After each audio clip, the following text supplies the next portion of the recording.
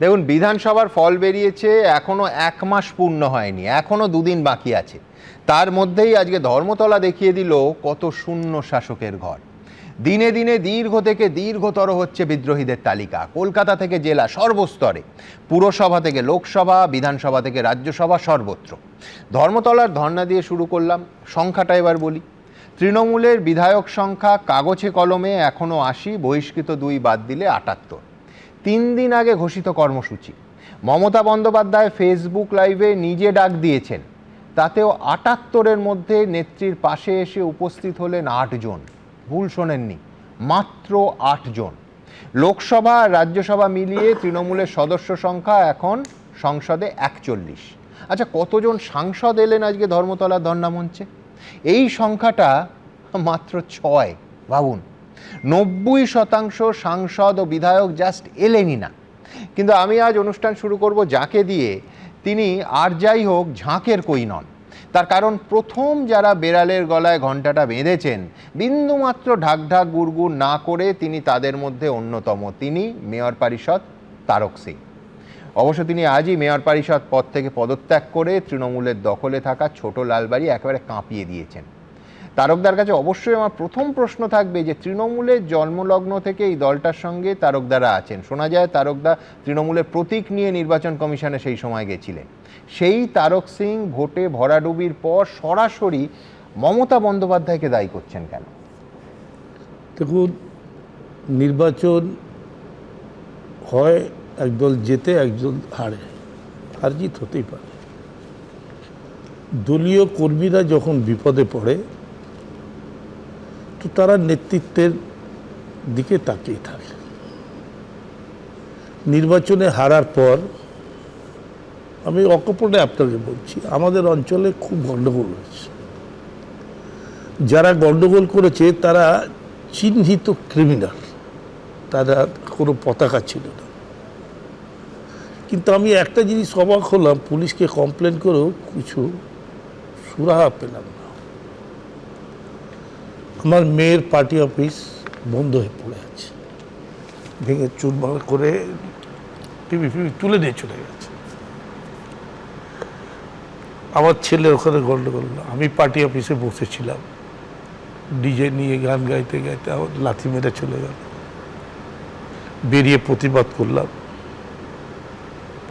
ইন্দ্রনীল বাবুকে বলেছিলাম, তো ওখানে আর গন্ডগোল হয়নি, যেটা সত্যি। পার্টির ইন্দ্রনীল খাঁকে যখন বলেছিলেন তাহলে নিশ্চয়ই, এবং তারপরে যখন গন্ডগোল হয়নি তাহলে নিশ্চয়ই বিজেপি করছিল, আপনি মমতা বন্দ্যোপাধ্যায়কে এই গোটা বিপর্যয়ের জন্য দায়ী করলেন? বলছি, হ্যাঁ। তো দলের পক্ষে কেউ কোনো খবর নিল না। আচ্ছা, কেউ না। যে আমি ফেসবুক লাইভও করেছিলাম যে ভাই তোমরা কিরম আছো, আমরা তোমাদের জন্য আসছি। আমাদের তো 80টা এমএলএ জিতেছে একদম, রাজ্যসভা লোকসভা মিলিয়ে 42টা এমপি, কারো কোনো যোগাযোগ নেই।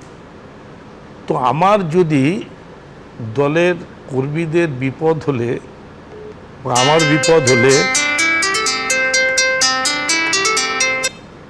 বিপদ হলে দল পাশে না থাকে, দলীয় সংগঠন পাশে না থাকে, তাহলে সেই দলের নেতৃত্বের কাছে আমি যাব কেন? আমার সেফটি যদি আমার নিজেকে জোগাড় করতে চাই, এটা হচ্ছে এক। আমার এই মনের মধ্যে যে প্রশ্নগুলো জেগেছে, যেগুলো আমি বলছি এখন, বহুদিন ধরে, আমরা যখন এই পার্টিতে ছিলাম, আমি এই দলের সিঙ্গেল ভাইস প্রেসিডেন্ট ছিলাম। এই দল ভাঙার মূলে আমি। আর রেজিস্ট্রেশন হয়েছিল একদিন আগে, মমতা ব্যানার্জি আমাকে বাড়িতে ডাকলো, ডেকে বললো কাউকে দিতে ভরসা পাচ্ছি না, এয়ারপোর্টে সোমেন মিত্ররা মেরে কেড়ে নেবে, তোমায় দিলাম। সোনালির সাথে ছিল, সোনালি গুহ, তুমি এটা কালকে মুকুলকে পৌঁছে দেবে দিল্লিতে। বেশ। তো আমি জানতাম যে সোনালি কাউকে না কাউকে বলে দেবে, আমি গেলাম না। আমি একটা কোম্পানি, বড় কোম্পানিতে ডাইরেক্টর ওয়ার্কস ছিলাম বিজয়াখালী স্ট্রিটে। ওখান থেকে মুকুলকে ফোন করে আমি ফ্যাক্স করে সমস্ত ডকুমেন্ট পাঠালাম। আমি তো একা, যদি আমাকে কেড়েই নেয় আমি তো জমা দিতে পারবো না, সেদিন জমা না দিলে পার্টির রেজিস্ট্রেশন হবে না। মুকুলকে বললাম এটা কিন্তু world wise legal document, facts দাও, তো তুমি এটা জমা করে দাও, আমি সকালে 5টার ফ্লাইটে আসবো। গিয়ে জমা দিলাম, পার্টির রেজিস্ট্রেশন হলো। আগে হলো। মানে সোজা কথা তারকদা, আপনি তৃণমূল কংগ্রেসের জন্মলগ্ন থেকে সেই 98 সাল থেকেই যখন মানে কার্যত ভিত্তিপ্রস্তর স্থাপিত হচ্ছে এই দলের সঙ্গে আছেন। আপনার ক্ষোভ হচ্ছে আপনার দল দুঃসময় যখন আপনি বা আপনার কর্মীরা আক্রান্ত, আপনার দল আপনার পাশে দাঁড়ায়নি। কিন্তু একটা মেজর তফাৎ আছে অন্যদের সঙ্গে আপনার, সেটা হচ্ছে আজকে দেখুন ঋতব্রত বন্দ্যোপাধ্যায় বা সন্দীপন সাহারা বলছেন যে মমতা বন্দ্যোপাধ্যায় এখনও নেত্রী, কিন্তু অভিষেক বন্দ্যোপাধ্যায় হচ্ছে সমস্যার মূলে। আপনি গত সপ্তাহ থেকে লাগাতার, ইনফ্যাক্ট প্রথম বলেন যে হ্যাঁ মমতা বন্দ্যোপাধ্যায় দায়ী। আমি একবার দ্রুত মনে করিয়ে দেবো দর্শকদের যে গত সপ্তাহে তারক সিং ঠিক কি বলেছিলেন একেবারে সর্বোচ্চ নেতৃত্বতে। হ্যাঁ, আমি একবার তাও মনে করিয়ে দিই, দ্রুত একবার দেখে নেব কি বলেছিলেন তারক সিং। দলটা বললাম কারো পৈতৃক সম্পত্তি নয়, আমরা নেতৃত্বের পরিবর্তন চাই, তৃণমূল কংগ্রেসের নেতৃত্বের পরিবর্তন চাই। কাকে বদলাতে চান? আমরা যারা নেতৃত্ব দিচ্ছে তাদের বদলাতে চাই। মমতা বন্দ্যোপাধ্যায়? হ্যাঁ হ্যাঁ, অন রেকর্ড বলছি, অন রেকর্ড বলছি, ভয় পাই নাকি? যে নেতৃত্ব ব্যর্থ, যে নেতৃত্ব কর্মীর সাথে থাকতে পারে না, কি করবে? আমাকে কাল দল থেকে বার করে দেবে। অভিষেক ব্যানার্জি তৈরি করেছে কে? স্রষ্টাকে মমতা ব্যানার্জি। যে আজকে মুখ্যমন্ত্রী শুভেন্দু অধিকারী, ও মমতা ব্যানার্জির ব্লু আইড বয় ছিল, অনেকগুলো মন্ত্রিত্ব ছিল, সারা রাজ্য ঘুরে বেড়াতো, যুব কংগ্রেসের প্রেসিডেন্ট ছিল। কার মস্তিষ্ক থেকে এটা বেরোলো যুবা করার? যুবাটা কে করলো? কার সমর্থনে হয়েছিল? তাহলে অভিষেককে আজকে দোষ দিয়ে লাভ কি? আমার বাড়ির ছেলে যদি ক্রিমিনাল তৈরি হয় তো আমি তো তাকে শাসন করব, বোঝাবো, যাতে সে রাজনীতিতে তার স্টেবিলিটি হয়। অর্থাৎ তারকদা মূল অন্যদের সঙ্গে আপনার তফাৎ হচ্ছে আপনি ফ্রম ডে ওয়ান যখন থেকে মুখ খুললেন সরাসরি মমতা বন্দ্যোপাধ্যায়কে দায়ী করতেন। না, তার কারণ আছে। আমি তো ওর সাথে 84 সাল থেকে আছি, 84 থেকে। আমরা হেঁটে হেঁটে যাচ্ছিলাম 4 জন লোক। আমি বললাম তুমি ভোটে জিতবে, সোমনাথ চ্যাটার্জি বললো উপহাস্য করছো। আমি বললাম না। ওইখানে বলছো? আমি বললাম সঞ্জীব তীর্থঙ্কর মারা গেছে, এবিপি আনন্দে যেভাবে লিখেছে এই আনন্দবাজার পত্রিকায়, আর সোমনাথবাবু তাদের হয়ে লড়াই করেছে লয়ার হিসেবে, এটা বাঙালি মনে খুব বড় দাগ কেটেছে। আর যাদবপুরের ল্যাম্পপোস্ট দাঁড় করালে জিতবে, এটাও বাঙালি মন কোনোদিন মেনে নেবে না। তার মানে এই গোটা প্রসেসটা, আপনি তো দলবদল তৃণমূল ছাড়া তারপরে কখনো তৃণমূল ছাড়েননি, এই প্রসেসটা আপনি, এই যাত্রার আপনি একেবারে আগাগোড়া সঙ্গী ছিলেন। বামফ্রন্টের মৃত্যুঘণ্টা কার্যত 2011 সালে নেত্রী বাজালেন। তো এখন যখন প্রায় মনে হচ্ছে যে দলটার মৃত্যুঘণ্টার আওয়াজ শোনা যাচ্ছে, এমন ভাঙনের শব্দ এত তীব্র হচ্ছে, সেই মুহূর্তে এই ভাঙনের জন্য আপনি কাকে দায়ী করছেন? একমাত্র মমতা বন্দ্যোপাধ্যায়? মমতা ব্যানার্জি। আচ্ছা, মমতা ব্যানার্জি এই জন্য আমি বলছি, দেখুন শুভেন্দু অধিকারী, কতগুলো জিনিস আমি বলছি, আমাকে একটু বলার সময় দেবেন।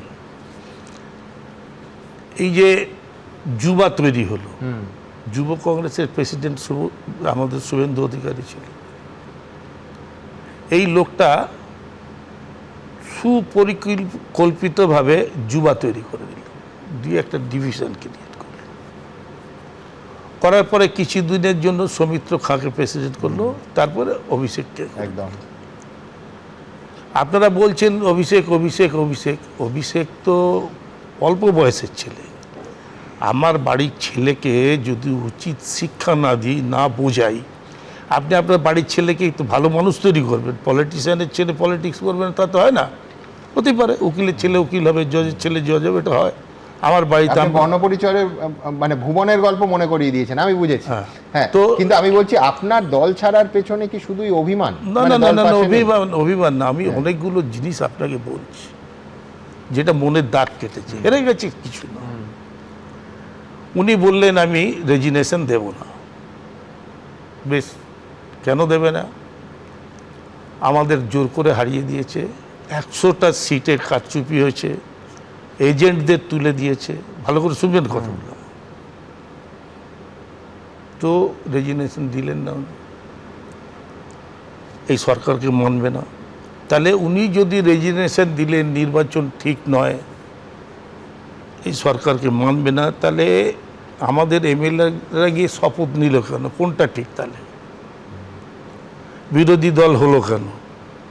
তাহলে উনি তো যখন রেজিগনেশন দিলেন না, ওনার তো বামফ্রন্টকে অনুসরণ করা দরকার ছিল। 1972 সালে বামফ্রন্ট বলেছিল ভোট চুরি করে জিতেছে, 5 বছর বিধানসভায় যায়নি, বিধানসভা বয়কট করে, তাহলে তো ম্যাচ করতো। তো একদিকে সংবিধানকে আমি মানলাম না, রেজিগনেশন দিলাম না, আবার আমি বিরোধী দলও তৈরি করলাম, ডেপুটি এই কি বলে চিফ হুইপ তৈরি করলাম। ভোট যদি মানে সে তো যুক্তি আপনি বলতেই পারেন, ভোট যদি চুরি হলো তাহলে 80 জন জিতলো কি করে? আরো ব্যাপার আপনাকে বলছি, আমাদের এই যে হার, আমি খুব ভালো করে বিশ্লেষণ করে দেখেছি যে আমাদের এই হারের মূলে যে কতগুলো কারণ, সেটা হচ্ছে যে দলের সাথে নেতৃত্বের সংযোগ ছিন্ন হয়ে গেছিল প্রায় 21 থেকে, তো একেবারেই হয়ে গেল। আইপ্যাক যা বলতে গিয়ে তাই শুনতে হতো, তাই করতে হতো। আমরা একটা সিনিয়র লোক, এই 10টার সময় চলে আসবেন, জাস্ট অর্ডার। আপনি বলতে পারেন তখন প্রতিবাদ করেননি কেন?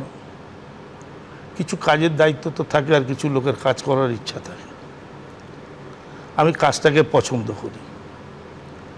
তো এই যে তারকদা, আপনি যে কাজটা করেন, আমি বলছি কলকাতার নাগরিকদের পক্ষে অত্যন্ত গুরুত্বপূর্ণ। আপনি মেয়র পরিষদ নিকাশি, সামনে বর্ষা আসছে, আজকে মেয়র পরিষদ পদ থেকে আপনি পদত্যাগ করলেন, নভেম্বর ডিসেম্বরে ভোট। আমি মানে তৃণমূলের পুরো ভোটে ভবিষ্যৎ আপনি কি দেখছেন?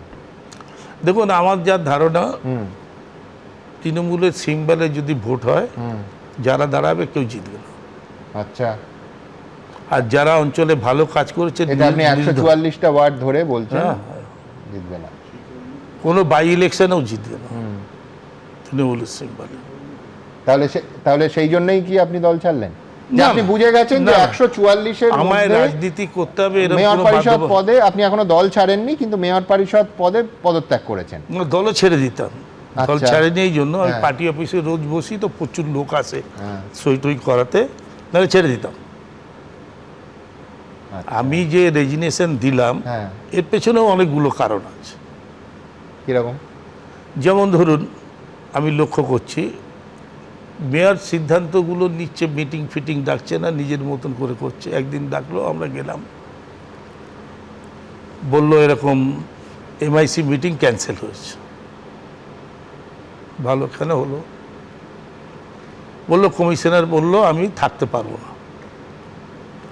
আমি বেশ, তো কমিশনে যদি না থাকতে পারে তুমি বলতে পারতে অ্যাডিশনাল কমিশনার থাকবে, মিটিংটা হতো। বললো না, ও বললো এটা। অথচ বাইরে রটছে যে কমিশনার মিটিং করতে দেয়নি। মেয়র বলছে তাকে কমিশনার বলেছে। আর একটা প্রশ্ন উঠলো, অভিষেক ব্যানার্জির বাড়িতে নোটিশ দিয়েছে একদম বিল্ডিংয়ের জন্য, 17টা নোটিশ বিল্ডিং একটা চিঠি ড্রাফট করে বৈষ্ণবকে দিল। বৈষ্ণব দেখলো, দেখে বললো হ্যাঁ একদম দিয়ে দাও। তো পড়ে শোনালো। আমি বাবুকে বললাম, মেয়রকে, তোমার থেকে অনেক ছোটো, আমি বললাম এই চিঠিটা তুমি দেবে না, কোনো মতে দেবে না। আর ও যে ঠিক বলছে, ও ওই সাবজেক্টের লয়ারই না, ওইটা জানি না। তুমি ভালো লয়ারের পরামর্শ নাও, তোমাকে এটা বুঝতে হবে। আমি একটু বুঝিনি, সেটা হচ্ছে যে অর্থাৎ এই যে আমি ববি কথাটা- হাকিম বলছেন না, মানে আমি পাবলিক এবং আমরা কি জানি, ববি হাকিম বলেছে যে এই নোটিশ পাঠানো হয়েছে অভিষেক বন্দ্যোপাধ্যায়কে, আমি জানতাম না। আপনি বলছেন তিনি জানতেন? ওইখানে ওই আলোচনাটা হয়নি। আচ্ছা, ওখানে কথা এটা হলো যে কমিশনারকে শোকজ করো, মেয়রকে না জানিয়ে কেন নোটিশ দিয়েছে। হ্যাঁ, এটা আচ্ছা। হচ্ছে বাস্তব কথা, আচ্ছা, সত্য যেটা। হ্যাঁ। আমরা আরও আমাদের এমআইসির আছে। তো আমি বললাম আমরা পলিসি মেকার, হ্যাঁ, 1980 ক্যালকাটা মিউনিসিপ্যাল অ্যাক্ট, হ্যাঁ, তাতে পরিষ্কার করে যে গাইডলাইন তৈরি করে দিয়েছে সেই গাইডলাইন মেনে আমরা চলি। হ্যাঁ আমরা পলিসি মেকার পলিসি তৈরি করি, হ্যাঁ পলিসি তৈরি হয়ে গেলে ইমপ্লিমেন্টার হচ্ছে কমিশনার। হ্যাঁ তো কমিশনার নোটিশ দিতে পারবে না, আইনে কোথাও বলা নেই। তো তুমি যদি শোকজ করো তুমি ভুল করবে। একদম এই জিনিসটা এই অনুষ্ঠানেই আমরা দেখিয়েছিলাম। হ্যাঁ। আমি তার আগে একটা কথা বলুন, সেটা হচ্ছে আমি দেখলাম আপনার সকালের সাক্ষাৎকারে আপনি বলছেন যে মেয়র পরিষদ হিসেবে আমি কাজ করতে পারছি না, আপনি পদত্যাগ করলেন। আপনার কি মনে হয় যে বোর্ডের অন্যরা, অন্য মেয়র পরিষদ, কাউন্সিলর এবং মেয়র সবার পদত্যাগ করা উচিত? যদি কাজ না করতে পারেন তাহলে? না, আমি তো বলেছিলাম, হ্যাঁ আমি তো চেয়ার রাখতে বলেছিলাম, থাকবেন আমি কেন? বলেছিলাম, অতীনও বলেছিল হ্যাঁ যে কাজ যখন হচ্ছে না হ্যাঁ তাহলে আমাদের পদত্যাগ করা উচিত। আর 104টা সিটে যখন আমরা হেরেই গেছি, নৈতিক দায়িত্ব নিয়ে পদত্যাগ করে দিলি হবে, তাদের তো অসুবিধার কিছু নেই। সিন ক্রিয়েট করবে। আমি আর একটা কথা বলছি, হাউস বন্ধ হয়ে গেল, একদম নোটিশ দিল সেক্রেটারি, কি বলল, আনঅ্যাভয়েডেবল সার্কামস্টান্সেস, একদম। এই জন্য বন্ধ। কোনো টেকনিক্যাল বা লিগ্যাল তার ব্যাখ্যা ওখানে নেই। আমি একটা বই পড়ে দেখলাম যে মিটিং ডাকার অধিকার চেয়ারম্যানের, ডেফার করার অধিকারও চেয়ারম্যানের, আর মাসে একটা মিটিং করতে হবে, এটা ম্যান্ডেটরি। তো আমি বললাম এইটাকে আমাদের লিগ্যাল নোটিশ দেওয়া উচিত। আমার কথা শুনলো না, কাউন্সিলর ক্লাবে গিয়ে একটা নাটক করে হাউস বসিয়ে দিল।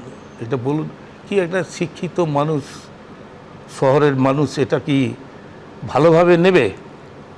মমতা ব্যানার্জি কেন আমি নেতৃত্ব চাইছি না, উনি একটা মিটিংয়ে বলে দিলেন হঠাৎ করে, কে ওনাকে দায়িত্ব দিয়েছে আমি যাই না, যে একটা সম্প্রদায় আমি যদি ছেড়ে দিই 1 সেকেন্ডে টাইট করে দেবে, সাইজ করে দেবে, সামথিং লাইক দ্যাট, এরকম একটা কথা। এটা হিন্দু মনে খুব বড় দাগ কেটে গেছে, আমারও কেটেছে, আমি অস্বীকার করছি না। আর মুসলমানরা কি এই কথাটা বলতে ওনাকে বলেছিলেন? তো উনি তো মানুষের মধ্যে বিভেদ বাদিয়ে একেবারে মানে ডিভিশন করে দিচ্ছে। তার প্রমাণ দেখুন, তার প্রমাণ দেখুন। আপনার হিন্দু মনটা কি এখন একটা কোনো বিশেষ দলের দিকে ঝুঁকে পড়ছে? না না না, কোশ্চেন নেই, সোজা আছে, একদম সোজা আছে, একদম সোজা আছে। একটা লোকের তো প্রিন্সিপাল থাকবে। আর দেখুন, আমরা যে কথাগুলো মমতা ব্যানার্জি বলে গেছেন, বিজেপি বলেছে ঘুষপেটিয়ে আমরা ঢুকতে দেবো না। বিজেপি কিন্তু কোনোদিন বলেনি যে আমরা ঘুষপেটিয়া বলে অন্য লোককে তাড়িয়ে দেবো। আমরা বলেছি একটা লোককেও বাদ দিতে পারবে না। কে বলেছে? মমতা ব্যানার্জি। আজকে বাস্তবে কি দেখছি আমরা? লাইন দিয়ে বাংলাদেশে যাচ্ছে লোক, তাদের আই কার্ড বানিয়ে দিয়েছে, তাদের আধার কার্ড দিয়েছে, তাদের প্যান কার্ড দিয়েছে। বছরের পর বছর তারা লক্ষ্মীর ভান্ডার পেয়েছে। আমার কথাটা শুনুন আপনি। প্যান কার্ড পেয়েছে, লক্ষ্মীর ভান্ডার পেয়েছে, রেশন পেয়েছে, এটা তো আজকে প্রমাণ হয়ে গেল। তো আমরা তো আর ওই বর্ডারে থাকি না, আমরা এগুলো জানতাম না, এগুলো জানছি। তো আমরা তো এটা চাইবো না। যদি বিজেপি বলতো আমরা বলেছি কাউকে তাড়াতে দেবো না, আর বিজেপি বলেছে ঘুষপেটিয়া তাড়াতে হবে, তো এটা ভুলটা কোথায়? আমি তো এখনো বলছি ঘুষপেটিয়া থাকবে না। বাহ, কেন মুসলমানদের আমরা মানে বিজেপির অধিকাংশ কথা আপনার ভালো লাগে, ফেয়ার এনাফ। আমার শেষ প্রশ্ন এই পর্যায়ে আপনার কাছে থাকবে যে তাহলে আমি যদি এইভাবে বলি যে যখন এই ফলাফল বেরোলো, যখন আপনি দেখলেন যে কলকাতার ওয়ার্ডের হিসেবে 144টার মধ্যে অধিকাংশ ওয়ার্ডের হিসেবে বিজেপি এগিয়ে আছে, 103টে ওয়ার্ডে বিজেপি এই ভোটেই এগিয়ে গেছে, রাজনৈতিক ভবিষ্যতের কথা ভেবে আপনি তৃণমূলের থেকে দূরত্ব বাড়াচ্ছেন? এটা আপনি বলতে পারেন। দেখুন, আপনি এটা আপনি এবং বিজেপির কথা আপনার ভালো লাগবে? না না না, আপনি বলুন যে আমি অযৌক্তিক কথা বলছি, তাহলে আপনি বলবেন। এই যে আপনি দেখুন বেলডাঙ্গায় যে ঘটনা ঘটলো, লোক নৌকোয় করে মালদায় চলে গেল মুর্শিদাবাদ থেকে। আমাদের দলের একটা লোক গেছে। আমি রাজনীতি করি বলে কারো কাছে মাথা বিকিয়ে দিয়েছি তা নয়, বলার সুযোগ ছিল না। দেখা করতে মেয়র পারতাম। পরিষদ 16 বছর আছেন না? হ্যাঁ, 16 বছর না 15 বছর 15 বছর। মেয়র পরিষদ আছে। আমি মার্কেটে দেখেছি।